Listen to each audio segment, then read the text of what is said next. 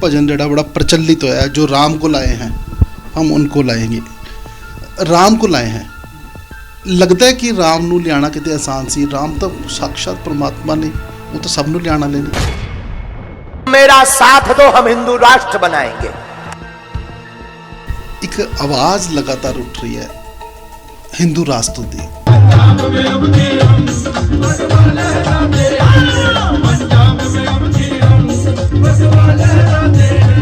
हिंदू ते सिख रिश्ते नू किस तरह तुसीं देखदे हो?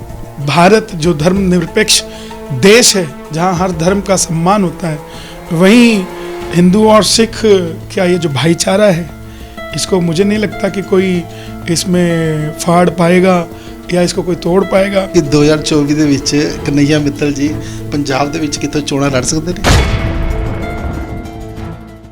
ਬਹਾਵਲਪੁਰੀ ਟੀਵੀ ਦੇਖ ਰਹੇ तमाम ਦਰਸ਼ਕਾਂ ਦਾ ਬਹੁਤ-ਬਹੁਤ ਸਵਾਗਤ ਹੈ ਦੋਸਤੋ।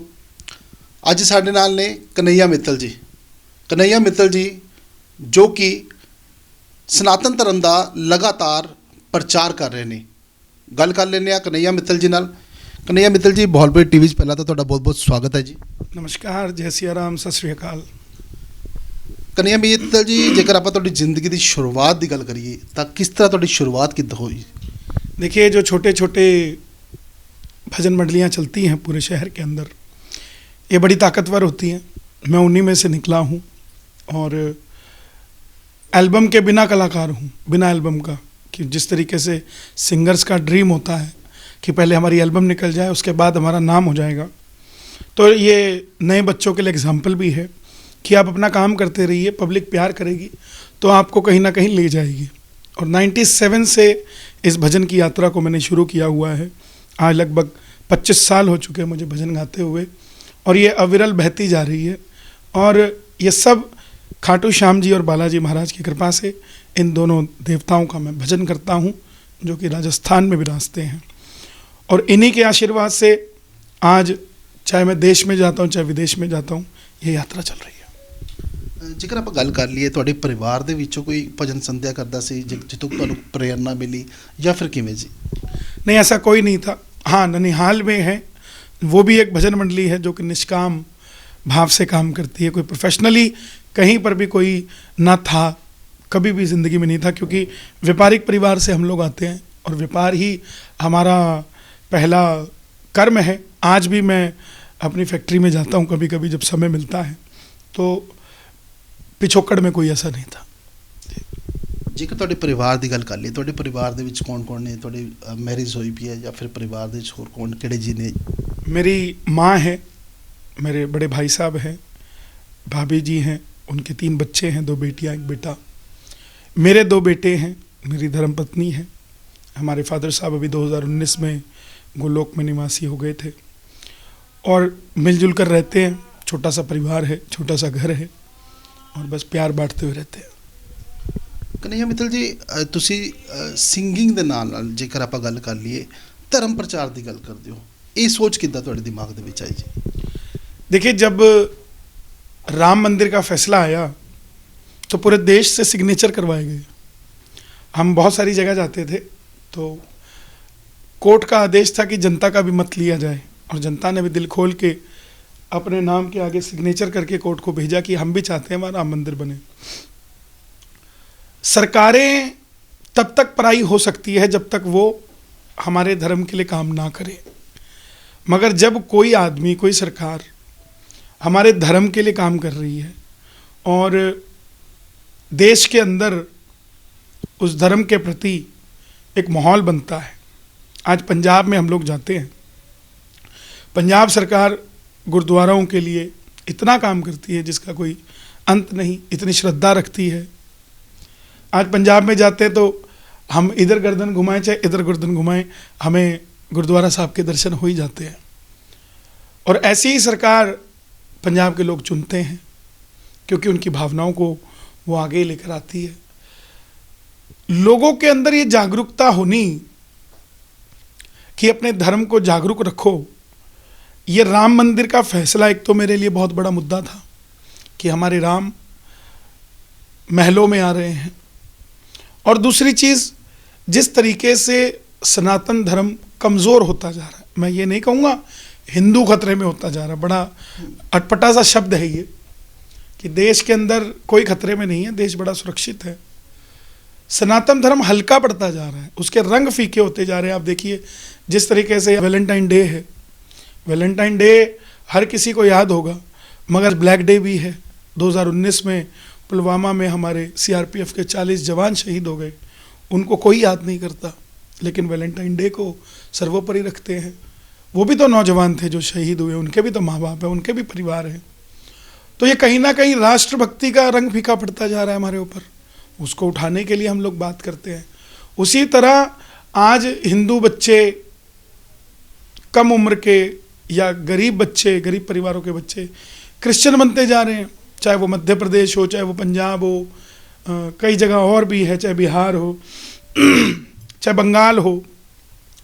तो अगर इन्हें जागरूक नहीं करेंगे तो ये कैसे हम भजन करने जाएंगे कहाँ? हमारे कीर्तनों में ये लोग आएंगे कौन से? अगर आज वो सुदृढ़ नहीं होंगे तो धर्म कहीं ना कहीं पीछे रह जाएगा।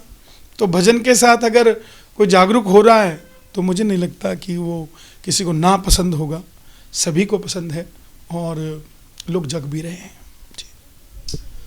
ਬਹੁਤ ਅੱਛੀ ਗੱਲ ਕਹੀ ਤੁਸੀਂ ਕਿ ਭਜਨ ਦੇ ਮਾਧਿਅਮ ਦੇ ਰਾਹੀਂ ਤੁਸੀਂ ਧਰਮ ਪ੍ਰਚਾਰ ਕਰ ਰਹੇ ਹੋ। ਤੁਸੀਂ ਫਿਰ ਉਹਨਾਂ ਨੂੰ ਕੀ ਕਹੋਗੇ? ਕੁਝ ਅਜਿਹੇ ਸ਼ਰਾਰਤੀ ਲੋਕ ਕਹਿ ਦਈਏ ਜਾਂ ਫਿਰ ਮਾਹੌਲ ਨੂੰ ਖਰਾਬ ਕਰਨਾ ਚਾਹੁੰਦੇ ਆ, ਕੁਝ ਜਿਹੜੇ ਲੋਕ ਨੇ ਬੜੀ ਗੰਦੀ ਰਾਜਨੀਤੀ ਕਰ ਰਹੇ ਨੇ, ਗਲਤ ਪ੍ਰਚਾਰ ਕਰਕੇ कुछ सिक्योरिटियाँ ले रहे हैं, फिर उन्होंने ਤੁਸੀਂ ਕੀ ਕਹੋਗੇ? देखिए, सनातन धर्म को ना तो किसी से खतरा है, ना सनातन धर्म वालों को किसी से खतरा है। ये मैंने पंजाब में ही देखा, सिक्योरिटी का सिस्टम पाने के लिए किसी धर्म का इस्तेमाल किया जाता है। धर्मो रक्षति रक्षित है, जो धर्म की रक्षा करता है धर्म उसकी रक्षा करता है। और आप प्रचारक बनिए, शास्त्र को उठा के कुछ उसमें से बताइए, आप देश के धरोहर बनिए, आपको अपने आप सिक्योरिटी मिल जाएगी। सरकारें जो बैठी हैं, अब जज को, सुप्रीम कोर्ट के जज को आईपीएस आईएएस, इन लोगों को क्यों सिक्योरिटी मिली है? इनके ओहदे के कारण तो मिली है। ये देश के धरोहर भी हैं, इन्होंने पढ़ाई करी, उस मामले में पढ़ाई करी कि किस तरीके से स्टेट को चलाना है, शहर को चलाना है। अब किसी को अगर किसी चीज़ के अंदर सिर्फ स्टेटमेंट देने से सिक्योरिटियाँ मिल रही हैं, तो मुझे नहीं लगता कि स्टेटमेंट देने से ही सिक्योरिटी, उनको मिलकर वो कोई धर्म का प्रचार कर पाएंगे। आप आगे आकर सिर्फ लड़ने की बात नहीं, कोई आयोजन ऐसे दिखाइए जिसमें हम सब एक होकर काम कर रहे हैं, या हम सब मिलकर किसी विषय पर बात कर रहे हैं, कोई अच्छा माहौल बना रहे हैं। अब जिस तरीके से आप बता रहे हैं कि मैं तो नहीं जानता खैर कि किन्हीं को सिक्योरिटी मिली है, किसी को नहीं मिली, क्योंकि मेरा किसी से कोई वास्ता नहीं है। लेकिन धर्म, मैंने तो संतों से यही सीखा है कि धर्मो रक्षति रक्षित है। जो धर्म की रक्षा करता है, धर्म उसकी अपने आप रक्षा करता है। देश के अंदर सरकारें बैठी हैं काम करने के लिए, अगर उनको महसूस होगा कि आप बहुत अच्छा काम कर रहे हैं, बहुत बड़ा काम कर रहे हैं, तो अपने आप आपको सिक्योरिटी मिल जाएगी। ਉੱਥੇ ਆਪਾਂ ਗੱਲ ਕਰ ਲਈਏ, ਪੰਜਾਬ ਦੀ ਗੱਲ कर रहे ਆਪਾਂ, हिंदू ਤੇ सिख रिश्ते ਨੂੰ किस तरह ਤੁਸੀਂ देखते हो? बड़ा अच्छा रिश्ता है साहब, इसके जैसा रिश्ता ये तो ऐसा तो पूरे विश्व में कहीं पर भी नहीं है। और भारत जो धर्मनिरपेक्ष देश है, जहाँ हर धर्म का सम्मान होता है, वहीं हिंदू और सिख क्या ये जो भाईचारा है, इसको मुझे नहीं लगता कि कोई इसमें फाड़ पाएगा या इसको कोई तोड़ पाएगा, क्योंकि ये तो बड़े भाई हैं हमारे। सिख हमारे बड़े भाई हैं, हम छोटे भाई हैं। और अगर आप प्राचीनतम से देखेंगे तो तब हम बड़े हैं, ये छोटे भाई हैं। तो ये तो संबंध ही ऐसा है। और मैं तो खुद चंडीगढ़ रहता हूँ, जब मुझे याद है मैं छोटा 8-9-10 साल की उम्र में, हमारे पड़ोसी एक सरदार जी हुआ करते थे, तो जब गुरुपूरब आता है तो सिखों के घर में आलू की पूड़ियाँ बनती हैं, तो मैं खुद वो लड़ झगड़ के जाता था उनके पास कि मुझे वो पूड़ियाँ खानी है। और आज भी 20 साल बाद भी वो कहीं मिलते हैं तो वो पूड़ियाँ हमारे घर पे गुरुपूरब पे आती है। तो संबंधी इतना मीठा है।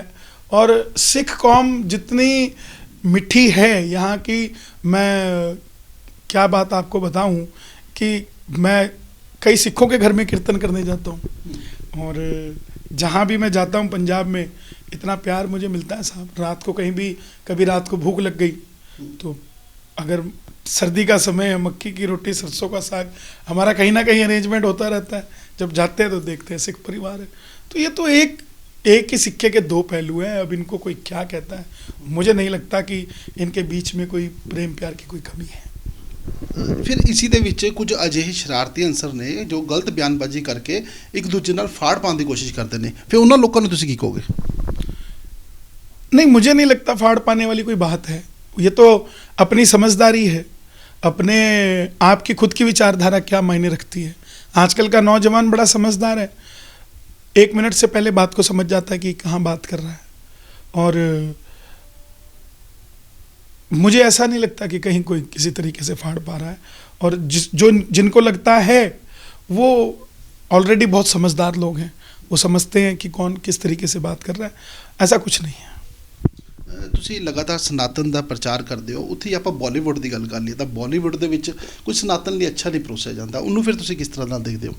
नहीं, देखिए बॉलीवुड के अगर अंदर नहीं परोसा जा रहा तो बॉलीवुड को थोड़ी उदारता दिखानी चाहिए, देश के माहौल को समझना चाहिए और उसको प्यार करना चाहिए। देश के सनातन धर्म को प्यार कर कर उसको उदारता दिखाते हुए कुछ ना कुछ ऐसी चीज़ें फिल्म के अंदर हों जिसके कारण हमारे सनातनी परिवारों में या हमारे सिख परिवारों में आपस में एक तरफ होके बात ना करें, वो एक तरफ होके बात ना करें, वो समझें उस बात को कि देश धर्मनिरपेक्ष देश है, यहाँ किसी भी धर्म का मजाक ना उड़ाएं। पीके मूवी आई, पीके फिल्म में पूरी तरह सनातन धर्म का मजाक उड़ाया गया, तो उनको समझना चाहिए।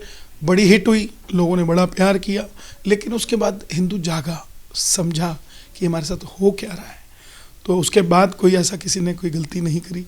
और देखिए अब पठान मूवी आई, कुछ लोगों ने विरोध किया लेकिन फिर भी सुपर हिट रही। जब देश आपको प्यार कर रहा है तो आपका भी हृदय ऐसा होना चाहिए कि आप देश के लिए कुछ ना कुछ ऐसा भरोसे। ਉਸ ਤੋਂ ਇਲਾਵਾ ਆਪਾਂ ਗੱਲ ਕਰ ਲਈਏ ਰੰਗਾਂ ਦੇ ਨਾਂ ਤੇ ਕੁਝ ਧਰਮ ਵੰਡੇ ਜਾਂਦੇ ਆ, ਉਹਨੂੰ ਫਿਰ ਕਿਸ ਤਰ੍ਹਾਂ ਨਾਲ ਦੇਖਦੇ ਹੋ? नहीं, ये तो बेवकूफ़ी है, रंगों के नाम से धर्म को बांटना।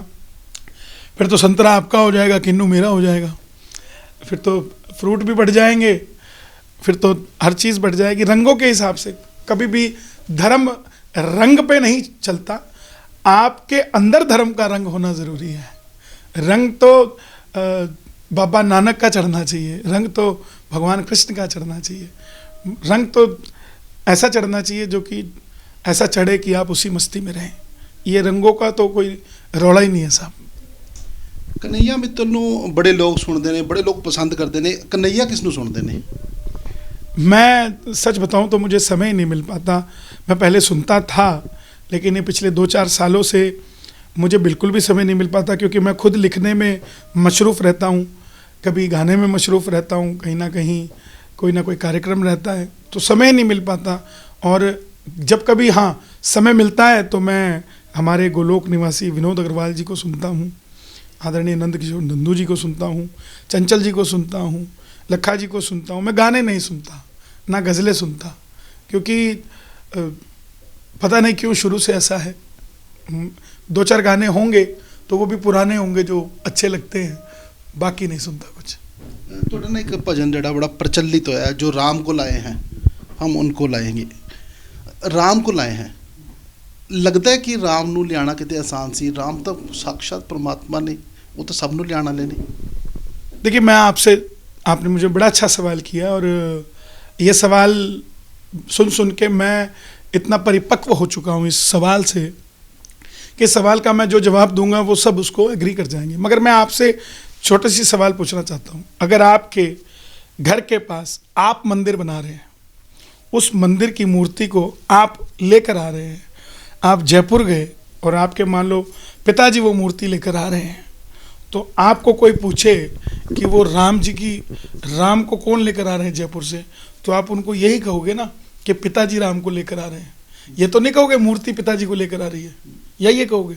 यही कहा जाएगा ना कि पिताजी मूर्ति को लेकर आ रहे हैं। इस संदर्भ के अंदर एक कवि कहता है कि मैं तेरे लिए तारे तोड़ के ले आऊँगा, ले आता है वो, दिल से बोलता है। मैं तेरे लिए धरती आसमान एक कर दूंगा, कर पाता है? कोई नहीं कर पाया। लेकिन कवि की एक मंशा होती है एक प्रेरणा होती है, कुछ ना कुछ सोच होती है। इस भजन को मैंने 6 दिसंबर को मैंने इसको लिखा। मुझे याद है छत्तीसगढ़ में रायपुर में राम जी का बहुत बड़ा मंदिर बना है, कभी आप जाएं दर्शन करके आइएगा। मैं जब उस मंदिर के बाहर निकला तो लोगों ने मुझे उस मंदिर की सच्चाई बताई कि यहाँ के कुछ अदर कम्युनिटी के लोग चाहते नहीं थे कि यहाँ मंदिर बने, लेकिन मैं चाय पे चर्चा हो रही थी, देखो हम राम को ले आए, कि लोगों ने नहीं चाहा, हम फिर भी राम को ले आए और राम जी अंदर बैठे हैं। तो मैंने उनसे पूछा कौन ले आया? बोला यहाँ के नेता ले आए, हिंदू ले आए, सब ले आए। तो मैं बोला जब यहाँ पर ऐसे नेता हैं, और वहीं से जब थोड़ा आगे निकला तो बहुत बड़ी चर्च थी। तो मुझे लगा कि जब इतना बड़ा मंदिर बना दिया तो ऐसे दबंग नेताओं के लिए कुछ ना कुछ लिखना चाहिए। और सामने योगी जी की फोटो लगी हुई थी, तो मैं बोला योगी जी के लिए हम एक गाना लिखेंगे, गाएंगे। धन्यवाद तो करें, हम इतने बेशुक्रे हुए बैठे हैं देश के अंदर कि सिर्फ अपनी रोटियां सेक रहे हैं, कलाकार हैं हम, एक फील्ड के ही होकर चले जा रहे हैं। हमारे तो वास्ट होना चाहिए, अच्छे पे भी गाना चाहिए, बुरे पे भी गाना चाहिए। तो मुझे लगा कि मैं धर्म के क्षेत्र से आता हूँ और योगी जी ने इतना बड़ा मंदिर बनवाया है, उनका कुछ ना कुछ उसके अंदर सहयोग होगा, वो भी उत्तर प्रदेश से आके छत्तीसगढ़ में। तो मैंने लिखा कि जो राम को लाए हैं हम उनको लाएंगे। और उसी मंदिर के ऊपर भगवे ही भगवे झंडे थे। तो मैंने कहा यहाँ छोड़ो, दुनिया में फिर से हम भगवा लहराएंगे। तो राम जी की ही प्रेरणा थी। काया ये है जो लिखा वो भी राम ने ही लिखा। मेरी तो औकात क्या है कि राम को ले आऊं मैं या कोई और ले आए, मेरे तो शब्द ही राम जी लेकर आए हैं। ਉਸ ਤੋਂ ਇਲਾਵਾ ਆਪਾਂ ਗੱਲ ਕਰ ਲਈਏ, ਤੁਸੀਂ ਜਿਹੜਾ ਭਜਨ ਗਾਇਆ ਹੈ ਉਸ ਤੋਂ ਬਾਅਦ ਜਿੱਥੇ ਵੀ ਇਲੈਕਸ਼ਨ ਹੁੰਦੇ ਆ ਜ਼ਿਆਦਾਤਰ ਤੁਹਾਡਾ ਭਜਨ ਸੁਣਨ ਨੂੰ ਮਿਲਦਾ ਹੈ। ਭਾਜਪਾ ਵਾਲੇ ਖਾਸ ਕਰਕੇ ਉਹ ਭਜਨ ਜ਼ਰੂਰ ਚਲਾਉਂਦੇ ਨੇ। ਫਿਰ ਕੀ ਮਤਲਬ ਕਿ ਕਿਤੇ ਲੱਗਦਾ ਕਿ ਹਾਂ ਭਾਜਪਾ ਨੂੰ ਸਪੋਰਟ ਕਰਨ ਦੇ ਲਈ ਉਹ ਭਜਨ ਗਾਇਆ ਗਿਆ? देखिए योगी जी की सपोर्ट के लिए गाया गया था। योगी जी भी तो भाजपा ही ने जी। नजरिया है अपना अपना। बरसात होती है तो अमीर आदमी पकौड़े तलता है और गरीब की छत चोती है। गरीब कहता है बरसात ना हो, मेरी छत टपक जाएगी। अमीर कहता होनी चाहिए, मेरे बच्चे खुश होकर नाचेंगे। उसी प्रकार एक आदमी जो गोरक्षनाथ पीठ का गद्दीधारी है, संत है, भगवाधारी है, गृहस्थ नहीं है, देश के लिए काम कर रहा है, ये सारी चीज़ें बड़ी हैं। या वो भाजपा का है या वो मुख्यमंत्री है, ये बड़ा है। हमें सोचना पड़ेगा। मेरी सोच सिर्फ और सिर्फ वहाँ तक जाती है कि आदमी का नेचर कैसा है, आदमी करता क्या है, आदमी को किस दिशा में वो देश को ले जा रहा है। मेरे लिए ये मायने नहीं रखता उसके पास पैसा कितना है, उसके पास ओहदा कितना है, उसके पास क्या कितना है। तो मैंने वही चीज़ देखकर योगी जी के लिए इस भजन को गाया। उसके बाद 3 और गाए योगी जी के लिए ही, और अब एक और गा रहा हूँ। मैं यूपी बोल रहा हूँ। क्यों? ऐसे लोग कहाँ आए हमारे राजनीतियों में? सब ने अपने घर भरे।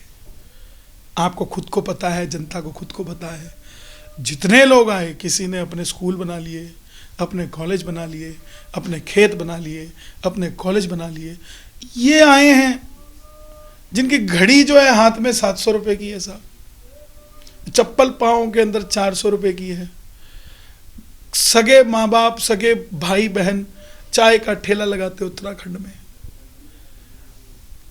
ये लोगों को कब सम्मान देंगे हम लोग? या इन्हें भाजपा और मुख्यमंत्री देखते रहेंगे? उत्तर प्रदेश का हालात ऐसा था कि रात को 9 बजे के बाद आप निकल नहीं सकते थे। वहां जब आप रात को 2 बजे भी धड़ल्ले से निकले तो आपको कोई उंगली नहीं उठा सकता। तो ये धन्यवाद की चीज नहीं है। तो ऐसे संतों के लिए जब जब हमें मौका मिलेगा हम गाएंगे, जोर शोर से गाएंगे। हमें किसी के चाहे कमेंट अच्छे आए चाहे ना आए, हम अपनी ज़िंदगी के लिए जीते हैं, अपनी ज़िंदगी के लिए ही काम करते रहेंगे।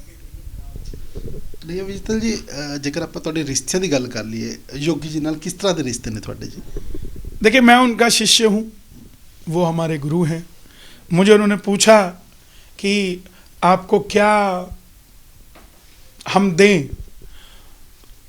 तो मैं बोला, साहब आप अपने दोनों हाथ मेरे सिर पर रख दें, मेरे लिए मुझे शिष्य बना लें, आप गुरु बन जाएं, इससे बढ़कर कुछ नहीं। लेकिन मैं सबसे पहला शख्स था जो योगी जी के जीतने से पहले, मतलब घोषणा होने से पहले, 10 मार्च को शाम को 4 बजे घोषणा होनी थी कि मुख्यमंत्री दोबारा महाराज जी बनने जा रहे हैं। उन्होंने मुझे 10 मार्च को दोपहर में 1 बजे अपने घर पे बुलाया और 1 बजे बुलाकर आधे घंटे तक मेरी भेंट हुई। काफ़ी उन्होंने प्रशंसा की मेरी, मैं भी नतमस्तक होकर बैठा था। आखिर में उन्होंने एक ऐसी चीज़ दी मुझे जो प्रधानमंत्री जी ने उनको राम जन्मभूमि की पूजन करके जब वो उठे तब वो जो उन्हें दिया था, उन्होंने वो मुझे दिया।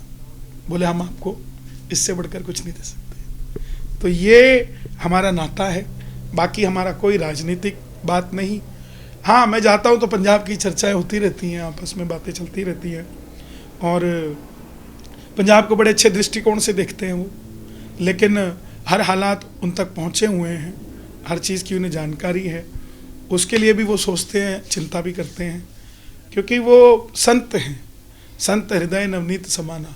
उनके लिए उत्तर प्रदेश प्राथमिकता हो सकती है, मगर इंसानियत भी प्राथमिकता है। कहीं कोई दुखी है तो उनको भी लगता है कि सही होना चाहिए। ਮਿੱਤਲ ਸਾਹਿਬ 2024 ਦੀਆਂ ਚੋਣਾਂ ਨਜ਼ਦੀਕ ਨੇ, ਸਮਾਂ ਬਹੁਤ ਘੱਟ ਰਹਿ ਗਿਆ ਹੈ। ਉਸ ਤੋਂ ਬਾਅਦ ਤੁਹਾਡੇ ਮੋਦੀ ਜੀ ਨਾਲ ਔਰ ਯੋਗੀ ਜੀ ਨਾਲ ਬੜੇ ਤੁਸੀਂ ਕਰੀਬੀ ਰਿਸ਼ਤੇ ਦੱਸਦੇ ਹੋ। ਜੇਕਰ ਉਹ ਤੁਹਾਨੂੰ ਪੰਜਾਬ ਦੀ ਕੋਈ ਵੱਡੀ ਜ਼ਿੰਮੇਵਾਰੀ ਦਿੰਦੇ ਆ तो फिर?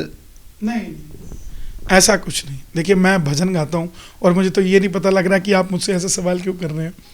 मेरी फील्ड भजन गाने की है, लोगों को जागरूक करने की है, बस मैं मेरा यही काम करता रहूँ, यही बहुत है। जिम्मेवारी ये भी छोटी नहीं है और जिसको जिसके अंदर आनंद आ रहा है उससे बढ़कर क्या चीज़ होगी। तो मैं तो हाँ, मना कोई नहीं कर पाता। जब हमारे गुरु हैं, गुरु ने आदेश लगा दिया, अगर उन्होंने कह ही दिया कि हाँ ये तुमने करना है, फिर हम कहाँ जाएंगे। मतलब कि 2024 ਦੇ ਵਿੱਚ कन्हैया मित्तल जी पंजाब ਦੇ ਵਿੱਚ ਕਿਤੋਂ ਚੋਣਾਂ ਲੜ ਸਕਦੇ ਨੇ? नहीं, अब मैं इस बारे में कुछ नहीं, मैं आपको बता रहा हूँ, मैं क्यों किसी चीज़ को दबाऊं या अपने श्रोताओं को या आपके श्रोताओं को किस लिए झूठ के दायरे में रखना है या अंधेरे में रखना है। मुझे जीवन में अगर कभी महाराज जी ने कह दिया कि ये कार्य करना है, पता नहीं वो चोरों का हो गया, किसी और चीज़ का हो, अगर मुझे उन्होंने कह दिया कि उन्होंने आपने ये काम करना है, तो मैं ये तो नहीं कह सकता कि नहीं महाराज जी मैं तो नहीं करता। तो सिर्फ एक वही शख्स है और मोदी साहब हैं, 2 ही शख्स हैं जो मुझे किसी चीज़ के लिए कहेंगे और मैं मना नहीं कर पाऊँगा। बाकी कोई नहीं है कि मैं किसी के कहने पे राजनीति में या किसी और काम के लिए चला जाऊँ। मैं जो मेरा काम कर रहा हूँ बस वही करता रहूँगा। एक आवाज़ लगातार उठ रही है हिंदू राष्ट्र दी, फिर उसनों तुसीं किद्दां देखते हो? नहीं, देखिए, हिंदू राष्ट्र क्या है, अब पता नहीं ऐसी बात क्यों करते हैं। देश धर्मनिरपेक्ष रहा है, कॉन्स्टिट्यूशन को मानने वाले हम लोग हैं। बाबा साहब ने हमें गणतंत्र के लिए, गणतंत्र देश के अंदर, लोकतंत्र देश के अंदर हमें संविधान दिया और मैं संविधान को मानता हूँ। कोई इसको हिंदू राष्ट्र बनाना चाहता है, कोई कुछ बनाना चाहता है, तो मैं तो संविधान को मानने वालों में से हूँ। और जितना प्रेम प्यार अभी है देश के अंदर, क्यों हम किसी को, वही फाड़ पाने वाली बात है कि क्यों हम किसी को ये दिखाएं कि ये तो हिंदू राष्ट्र हो गया, ये ऐसे हो गया। बस जो हिंदू हैं, जो सनातनी है, वो जगह रहे हैं अपने आप ही, जो जैसे जी रहा है उसके लिए वही चीज़ सबसे अच्छी है। पंजाब वालों के लिए पंजाब बड़ा अच्छा है, बंगाल वालों के लिए बंगाल बड़ा अच्छा है, महाराष्ट्र वालों के लिए महाराष्ट्र बड़ा अच्छा है। तो हिंदू राष्ट्र की चर्चा कहाँ आती है? तो सबको मिला के ये देश बनता है और यही खूबसूरती। अभी मैं हैदराबाद था, 4 मीनार के पास भजन गा के आए, जो राम को लाए हैं हम उनको लाएंगे। चारों तरफ मुस्लिम एरिया था, कोई तकलीफ नहीं थी, गा कर आ गए रात को 1 बजे और 10,000 सनातनी बैठे सुन रहे थे। तो इसमें बल्कि मैंने वहाँ ये बात बोली कि जब भी कोई दिक्कत आती है तो दूसरे कम्युनिटी के लोग निकल के बाहर आते हैं, एक हो जाते हैं और हम लोग अंदर घुस जाते हैं। हमें भी इनसे सीखना चाहिए। हमें सच्चे और पक्के होने की जरूरत है। हम सनातनी तो हैं लेकिन सच्चे और पक्के नहीं हो पा रहे, कहीं पर भी डुल जाते हैं। इधर मंदिर, इधर मस्जिद, इधर गिरजा, चर्च को हिंदी में गिरजा कहते हैं। मैं भी पहले सेकुलर था, मैं भी बोलता था, इधर मंदिर इधर मस्जिद इधर गिरजा, संभल जाएगी तेरी जिंदगानी, चाहे इधर गिरजा चाहे उधर गिरजा। फिर मैंने हालात देखे कि सबके सब ये चर्च वाले भी हिंदुओं को खींच के कह रहे तू भी आजा क्रिश्चियन बन जा, तो मैंने बोलना बंद कर दिया। अब मैं बोलता हूँ जहाँ खड़े वहीं खड़े रहेंगे, इधर उधर जाना ही नहीं है। क्योंकि जो लोग किसी की दुकान पे जाएं, एक दुकानदार दूसरे दुकानदार की दुकान पे जाए और उसके नौकर को इशारे इशारे में बोले कि बस तू कल से मेरे पास आ जा, तो क्या दुकानदार की बनेगी? उससे नहीं बनेगी ना। ये अच्छी बात नहीं है किसी के धर्म को छोटा कहना। सारे धर्म बड़े हैं, सबसे कोई ना कोई कुछ ना कुछ सीख रहा है। और अभी देखिए ना, मदनी जी ने सर्वधर्म सम्मेलन हुआ, मदनी जी ने कह दिया जब ओम थे अल्लाह थे तब भी। अब इतिहास कोई खोलकर देखे कि कितने सालों का इतिहास किसका है, तो ऐसे बिना मतलब के स्टेटमेंट्स नहीं देनी चाहिए ना। अब जिस समय राम थे, राम के बाद कृष्ण हुए, कृष्ण के बाद हमारे मनु जी, ये पूरा सर्कल चल रहा है, सबको पता है सनातन कितने लाख साल पुराना है। अब उसमें वो कहते हैं जी जब ओम था तो ओम ही अल्लाह था। तो ऐसा मत करिए, जो सही ज्ञान है वो लोगों तक पहुंचाइए। आपका कुरान क्या कहता है वो बताइए, हमारी रामचरितमानस क्या कहती है हम वो बताएं, गुरु की वाणी क्या कहती है वो गुरु वालों को बताओ, बाइबल क्या कहती है बाइबल वालों को बताओ। अब आप रामचरितमानस वालों को बाइबल पढ़ाने लग जाओगे और वो भी पैसे के दम पे, तो वो तो गलत बात है ना। हाँ, रामचरितमानस वाले का मन करे कि यार नहीं बड़ी अच्छी बात है, फिर तो सारे के सारे हिंदू क्रिश्चियन हो जाने चाहिए, थोड़े से क्यों हो रहे हैं, सारे हो जाने चाहिए अगर इतना ही कुछ है। अब उनके कई लोग बात करते हैं, बोले क्रिश्चियन धर्म वो देखता रहता हूँ मैं, वो जादू करते हैं, वो किसी का कैंसर ठीक हो रहा है, कोई लेटने लग जाता है, कोई उठने लग जाता है। इनके खुद के जो चीफ है पोप जो कि वहाँ बैठे, उनके खुद के दोनों घुटने काम नहीं करते, व्हील चेयर पे हैं, तो कुछ ऐसा जादू वहाँ जाके करें, उनको भी खड़ा करें, ताकि जो सबसे बड़ी गद्दी पे बैठे हैं जीसस की पूरे विश्व में, तो आप वहाँ पर भी उनका चमत्कार दिखाएं जीसस का। यहाँ के लोगों को क्यों आप, अब सिखिज्म इतने स्ट्रॉन्ग कम्युनिटी साहब, सलाम है उनको, सल्यूट है मेरा सिखिज्म को, जिन्होंने कुर्बानियाँ दी। हमारे पूर्वज देख के रोते होंगे जब हम अपना धर्म बदलते होंगे, वो सरंद की दीवार रोती होगी जिसके अंदर छोटे साहिबजादों को चुनवा दिया गया सिर्फ इसीलिए कि उन्होंने धर्म नहीं छोड़ा अपना। और आज हम कुछ चंद सिक्कों के लिए अपना धर्म बदल देते हैं, उनकी कुर्बानियों को हम व्यर्थ जाने दे रहे हैं। ऐसा ना करे कोई। मेरा दूसरों से भी निवेदन है कि आप किसी के धर्म पर क्यों नज़र रखते हैं, इतनी कुर्बानियाँ देकर बनाया, खुद जीसस ने कुर्बानी देकर आपके क्रिश्चियन धर्म को बनाया, आप उन्हीं से सीख लो। ਤੁਸੀਂ ਬਾਬਾ ਬਾਗੇਸ਼ਵਰ ਧਾਮ ਦੇ ਬਾਬਾ ਨੇ, ਉਹਨਾਂ ਦੇ ਲਈ ਲਗਾਤਾਰ ਤੁਸੀਂ ਉਹਨਾਂ ਦੀ ਸਪੋਰਟ ਦੇ ਵਿੱਚ ਵੀ ਨਜ਼ਰ ਆਏ, ਫਿਰ ਉਹਨਾਂ ਬਾਰੇ ਤੁਸੀਂ ਕੀ ਕਹੋਗੇ? देखिए बड़ा अच्छा काम सनातन के लिए कर रहे हैं और हिंदुओं को छोटी सी उम्र में 26-27 साल की उम्र में सबको एक करने की बात कर रहे हैं, तो मैं उस कार्य की उनकी सराहना करता हूँ। और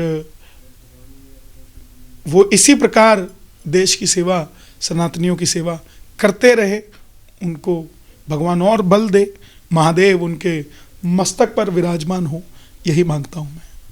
अभी उनका जन्मदिन भी है 17 तारीख को, तो उनके लिए भी उनको विश करता हूँ पहले जी।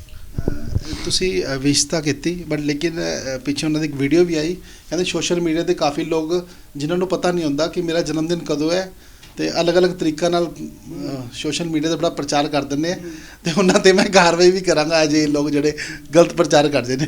नहीं आप पे नहीं होगी, चिंता मत करना। ਤੇ ਉਸ ਤੋਂ ਬਾਅਦ ਆਪਾਂ ਗੱਲ ਕਰ ਲਈਏ, राम मंदिर बनने जा रहा है। मुझे जन्मदिन का इसलिए पता है क्योंकि मुझे इनविटेशन आया था।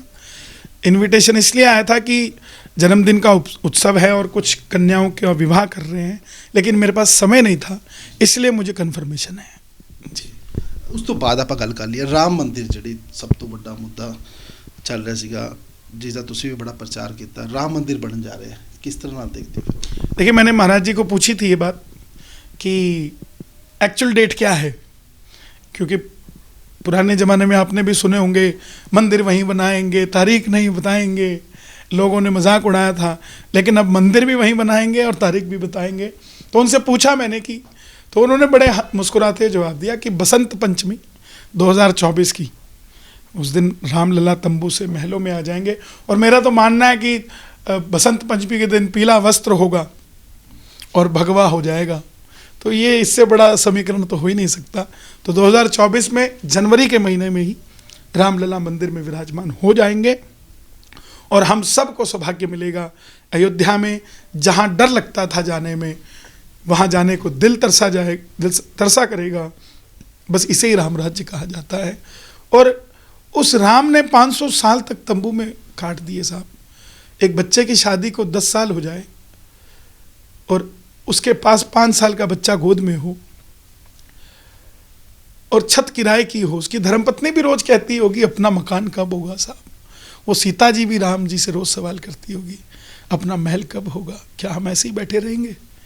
तब राम जी कहते होंगे चिंता मत कर, दिल्ली में मोदी आएगा, यूपी में योगी आएगा और ये राम तंबू से महलों में चला जाएगा। ये वही दिन है साहब जो राजा राम अपने महलों में जाएंगे। कन्हैया मित्तल भजन संध्या करते हैं, सनातन का बड़ा प्रचार करते हैं, की ਤੁਹਾਡਾ बिजनेस है या फिर इन्हों सेवा मन्नी जाए? मैं ये नहीं कहता कि मैं धर्म का प्रचार कर रहा हूँ, मैं फ्री में कर रहा हूँ। मैं पैसे लेता हूँ, जो मेरी टीम आती है, जो मेरा खर्चा है, जो मेरा समय है, और जो लोग हमें बुलाना चाहते हैं। आदमी जब ग्रोथ करता है तो हर चीज़ ग्रोथ करती है उसकी। हमारे पीछे मीडिया की टीम होती है, उसके खर्चे कोई नहीं जोड़ता। सबको लगता है कि चंडीगढ़ से पटियाला बुलाया कन्हैया मित्तल को, लेकिन कन्हैया मित्तल तो बेंगलोर था एक दिन पहले, वो चंडीगढ़ से तो नहीं आया। उसका आकलन चंडीगढ़ से लगा दिया जाता है। तो ऐसा नहीं होता। मैं मानता हूँ कि कुछ लोगों को फीस ज़्यादा लगती होगी, तो मैं हर मंगलवार चंडीगढ़ में फ्री ऑफ कॉस्ट कीर्तन करता हूँ। जिसको लगता हो कि हमने अपना आयोजन करना है तो वो हमें संपर्क करे, उनके नाम से हम यहाँ कर देंगे। अगर किसी ने मान लो भगवान से भूल चूक में मन्नत मांग ही ली कि मेरा ये काम होना चाहिए और मैं कन्हैया मित्तल से ही कीर्तन करवाऊंगा, ऐसा होता है, तो वो हमें संपर्क करें। हम यहाँ मंगलवार को हर कीर्तन करते हैं, वो कीर्तन में उनकी अरदास लग जाएगी। कंकर कंकर में शंकर है साहब। कीर्तन करते हो टोटल फ्री ऑफ कॉस्ट? सब कुछ, साउंड, म्यूजिशियन, दरबार, सब मैं मेरी तरफ से हम लोग करते हैं उसको। कोई किसी तरीके का, किसी को टेंट भी लगाने की अनुमति नहीं है। हम अपनी जेब में रुमाल लेकर जाते हैं, टेबल भी हमारे खुद के होते हैं, हम रुमाल बिछाते हैं, भजन गा के आ जाएंगे। हमें किसी तरीके की, किसी से 1 रुपए की आशा नहीं है, ना लेते हैं, ना लेते थे, ना लेंगे। और उसके साथ कोई भी गरीब बच्ची जिसका विवाह करना हो हमारे शहर में, उसके लिए भी हम खड़े हैं। कई बच्चियों का हमने विवाह करवाया है, कई हैंडीकैप्स जिनको ट्राईसाइकिल लिम्स हमने दी हैं ताकि वो अपना जीवन सही कर सकें। कुछ बच्चे स्टूडेंट्स हैं जो हम पढ़ा रहे हैं, उनकी भी फीस हम लोग भरते हैं। मैं ये नहीं कह रहा कि हम बड़े उदार हैं तो हम ऐसा करते हैं। जिस देवता को हम पूजते हैं उसका नाम हारे का सहारा है। अगर हम हारे के सहारे ही नहीं बनेंगे तो फिर देवता को क्या पूज रहे हैं, हमने माना ही नहीं उसको। तो ये किसी को भी लगे कि फीस ज़्यादा है या कुछ ऐसा है तो वो मंगलवार को यहाँ आकर अपनी अर्जी लगा सकता है, अपनी बात, अपना कीर्तन संपूर्ण कर सकता है।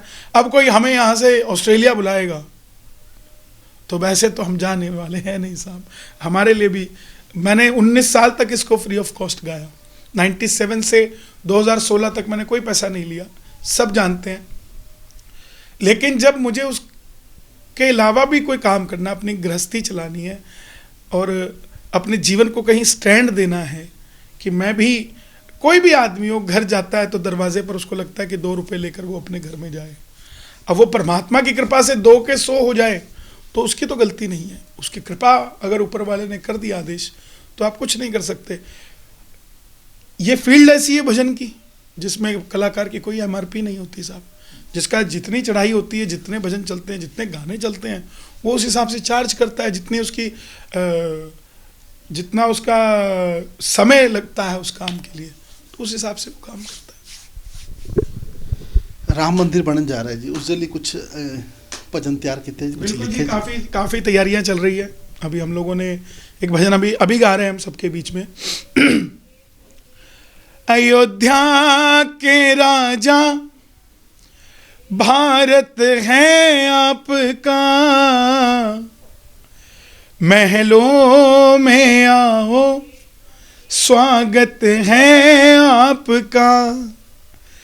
जो भूल हुई हमसे हमें माफ जरा कर दो, महलों में राजा तुम पाओ जरा धर दो।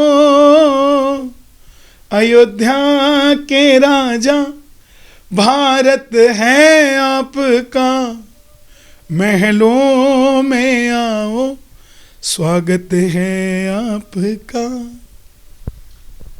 कन्हैया जी, लास्ट सनातनी अली की संदेश देना चाहोगे तुझसे?